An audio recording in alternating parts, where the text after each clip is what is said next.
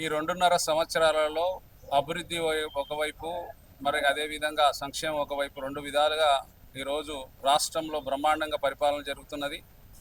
6 గ్యారంటీలు బ్రహ్మాండంగా, మరి ఈరోజు 200 యూనిట్స్ కానీ, ఉచిత బస్ ప్రయాణం కానీ, మరి అదేవిధంగా ఇందిరమ్మ ఇండ్లు కానీ, ఇందిరమ్మ ఆసరా కానీ, రైతు సంక్షేమ విషయంలో రైతులకు 2 లక్షల రుణమాఫీ కానీ, ఇలా చెప్పుకుంటూ పోతే బ్రహ్మాండంగా పరిపాలన సాగుతుంది.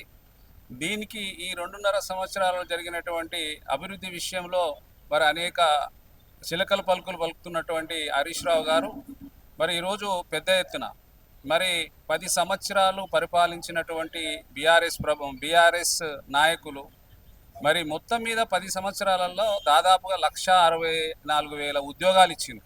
మరి ఈరోజు పెద్ద ఎత్తున మరి మా రేవంత్ రెడ్డి గారి నాయకత్వంలో ఈరోజు మరి వచ్చిన రెండు సంవత్సరాలనే దాదాపుగా 70,000 ఉద్యోగాలు ఇవ్వగలిగినాం.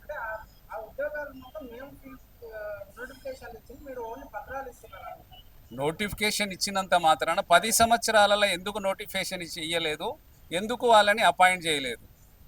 ఈరోజు మేము అపాయింట్ చేస్తున్నాము, మా నాయకుడు రేవంత్ రెడ్డి గారు అపాయింట్ చేసిండ్రు. మరి ఈరోజు జీతాలు కూడా బడన్ అవుతున్నాయి, మరి ఇస్తున్నారు కాబట్టి మేము అపాయింట్ చేసిన దానికి మా ఖాతాలో వేసుకుంటాం, మేము పేపర్లు ఇచ్చినామంటే 10 సంవత్సరాలలో 1,60,000 ఉద్యోగాలు ఇచ్చి మరి మేము ఇచ్చినామని ఎట్లా మాట్లాడుతారు? లాస్ట్ మూమెంట్లో పత్రాలు మీరు నోటిఫికేషన్ లేయంగానే సరిపోతుందా? మరి జీతాలు ఎవరు ఇవ్వాలి వాళ్ళకు?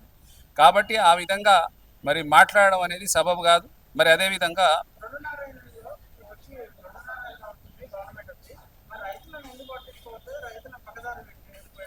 రైతుల సంక్షేమం కోసమే ఈరోజు ఉన్నటువంటి కాంగ్రెస్ పార్టీ ప్రభుత్వం, ఆ రోజు మరి మా కాంగ్రెస్ పార్టీకి ఉన్నటువంటి ముఖ్యమంత్రులు బ్రహ్మాండంగా పరిపాలించి రైతుల సంక్షేమం కోసం వైఎస్ రాజశేఖర రెడ్డి గారు ఉచిత విద్యుత్తునిచ్చిందే మా కాంగ్రెస్ పార్టీ ప్రభుత్వం.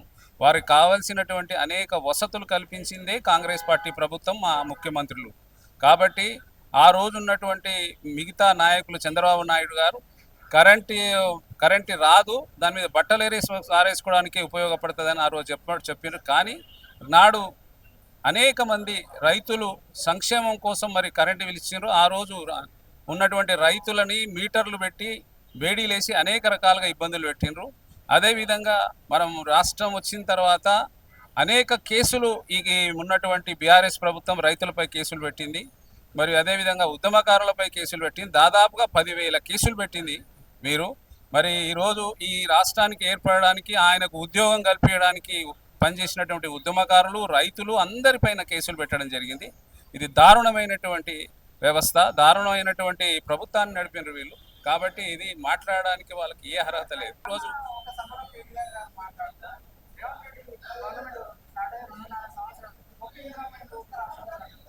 ఇందిరమ్మ ఇల్లు మొదలుపెట్టింది కాంగ్రెస్ పార్టీ ప్రభుత్వం, వైఎస్ రాజశేఖర రెడ్డి గారు బ్రహ్మాండంగా ప్రవేశపెట్టిండ్రు. కిరణ్ కుమార్ రెడ్డి గారు, అదేవిధంగా రాజశేఖర రెడ్డి గారు గడిచిన 10 సంవత్సరాల ఇద్దరు ముఖ్యమంత్రుల సారథ్యంలో పెద్ద ఎత్తున ఇండ్లు కట్టిస్తే దానికి కేసీఆర్ గారు ఒకవైపు దానికి ఓలు కొట్టుకొని దర్వాజలు ఎక్కిచ్చేసి తన పేరు పెట్టుకొని ఇండ్లు ఇచ్చిండు. కానీ ఎక్కడ ఇండ్లు కట్టిరండి వాళ్ళు? ఈరోజు బ్రహ్మాండంగా ప్రతి జాగాలో రాష్ట్రంలో అన్ని జిల్లాలలో ఒక పెద్ద ఎత్తున ఇండ్లు కట్టే ప్రణాళిక చేస్తున్నాము, ఇండ్లు ఇస్తున్నాము. ఇప్పుడు రాబోయే కాలంలో ఇండ్లు ఇస్తాం. అదేవిధంగా 150, 100 గజాలు ఉన్న వాళ్ళకి 5 లక్షల రూపాయలు ఇందిరమ్మ ఆసరా కూడా ఇస్తున్నాం.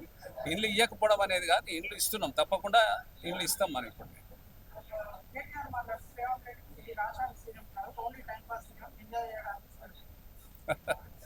మాట్లాడడానికి మస్తు మాట్లాడతారు వాళ్ళు. పొద్దున్న లేస్తే వాళ్ళు అంతకంటే ఇంకేం లేదు. వాళ్ళకు సోషల్ మీడియాని పెట్టుకున్నారు, ఒక ఛానల్స్ పెట్టుకున్నారు. ఎంతసేపు రేవంత్ రెడ్డి గారిపై ఆరోపణలు చేయాలి? నీకు వాళ్ళ ముందు దమ్ము ధైర్యము ఉంటే వారి తండ్రి గారిని ప్రతిపక్ష హోదా అనుభవిస్తున్నటువంటి కేసీఆర్ గారిని ముందు అసెంబ్లీకి రావాలి. 1,50,00,000 రూపాయలు ఈ 2.5 సంవత్సరంలో జీతం తీసుకొని, సెక్రటరీ తీసుకొని మరి వచ్చి ఉన్నటువంటి అసెంబ్లీలో మాట్లాడాలి కదా. ఆయనకు ఉన్నటువంటి అపారమైనటువంటి 10 సంవత్సరాలు పరిపాలించిన ముఖ్యమంత్రి గారి సలహాలు, సూచనలు, మరి కుంభకోణాలు ఏమనుంటే తీసి చూపియాలి కదా.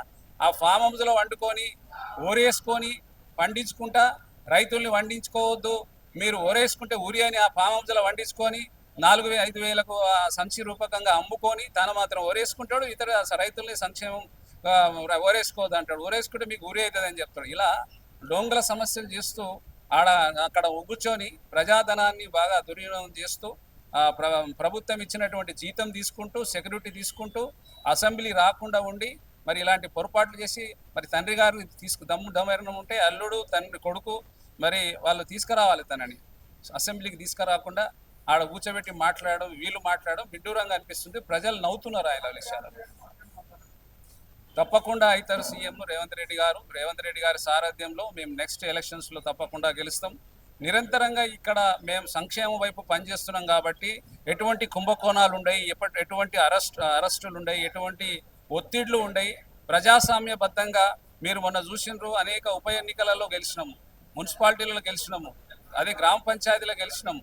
మరి ఈరోజు ప్రజలు ఆశీర్వదిస్తున్నారు. ఎక్కడ ఓడిపోయినా మేము అదే వాళ్ళు 10 సంవత్సరాలలో అనేక కాన్స్టిట్యున్సీలలో ఓడిపోయారు బై ఎలక్షన్స్లలో. మేము ఈరోజు చూడండి ప్రతి ఎలక్షన్స్లో మేము గెలుస్తూ వస్తున్నామంటే ప్రజల ఆశీర్వాదం ఉంది, ప్రజలు ఇంకా బ్రహ్మాండంగా ఉంది. రాబోయే కాలంలో మరీ ముఖ్యమంత్రిగా రేవంత్ రెడ్డి గారు అవుతారు. 100 సీట్లతో మేము గెలిచి రాబోయే కాలం ఈరోజు 64, 60, 70 సీట్లు అయిపోయినాయి మావి. కాబట్టి రాబోయే కాలంలో 100 సీట్లతో గెలుస్తున్నాం మేము. మాది ఒక టార్గెట్ ఉంది, ఒక సిస్టమ్ ఉంది, సిస్టంలో పనిచేస్తున్నాము. అదేవిధంగా ప్రజలు ఆశీర్వదిస్తారు. ఈరోజు మరి నీళ్లు, నిధులు, నియామకాలు 3 వ్యవహారాలలో కూడా పనిచేస్తున్నాం. ప్రజల సంక్షేమం ఒకవైపు, అభివృద్ధి ఒకవైపు చేసుకుంటూ ముందుకు పోతాం. Subscribe us and press the bell icon for more interesting updates.